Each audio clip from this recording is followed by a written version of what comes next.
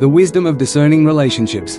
In a quiet village, nestled in the shadow of majestic mountains, there lived a wise and compassionate sage named Vasudev. People from near and far came to him for advice, as his wisdom was known to be vast and his judgment fair. One evening, as the sun set and the stars began to twinkle in the sky, a young man named Kartik visited the sage, troubled by the relationships and bonds in his life. Master Vasudev, Kartik began, I find myself surrounded by people, but none of them seem to bring peace or joy into my life. My friends are selfish, my family is indifferent, and I often wonder if it is worth maintaining these connections.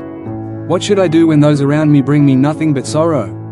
Vasudev, observing Kartik's distress, nodded thoughtfully.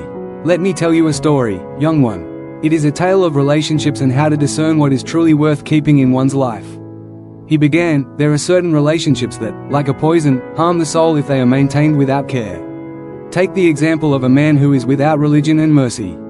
Such a person, though perhaps prosperous in worldly terms, lacks the qualities that make a person truly noble. Without religion, a guiding principle of life, and without mercy, the ability to show kindness and compassion, his heart remains empty.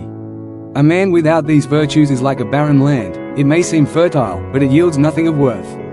Such a person should be rejected from your life, for his presence will bring nothing but emptiness. Kartik listened intently, and Vasudev continued, then consider a guru without spiritual knowledge. A guru, or teacher, is meant to guide you on the path of wisdom and truth. But if a guru lacks the very knowledge he is meant to impart, he becomes like a blind guide leading others down a dangerous path. A teacher who cannot offer wisdom cannot help you grow. Such a guru should also be rejected, for following him would only lead to confusion and despair.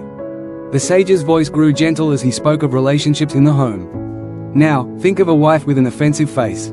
This does not merely refer to her appearance, but to her attitude, her harshness, her inability to bring joy into your life.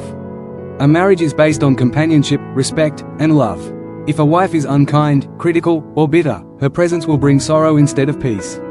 A wife who fills the home with negativity and distaste should be given up, not out of hatred, but because it is unhealthy to remain in a relationship that constantly harms both parties. Finally, Vasudev said, and what of relatives who are without affection? Family is meant to be a source of love and support, but when relatives show indifference or even hostility, they become a source of pain.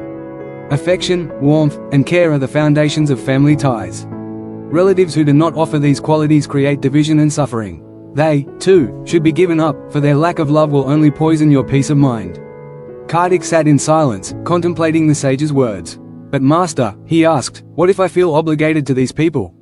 What if they are my family or my teacher? Vasudev smiled kindly. It is not about rejection out of cruelty or anger, but about discerning what brings you peace and growth.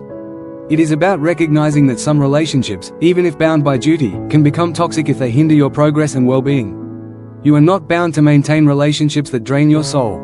True love, kindness, and wisdom will always nourish and elevate you. Surround yourself with those who uplift you, those who bring peace, wisdom, and affection into your life. Kartik felt a weight lift from his shoulders. The sage's words had given him clarity, and he now understood that sometimes, the most compassionate act was to distance oneself from relationships that were harmful, no matter their nature.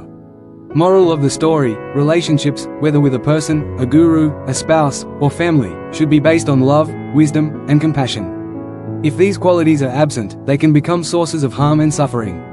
It is important to discern which relationships nourish your soul and which ones drain your spirit.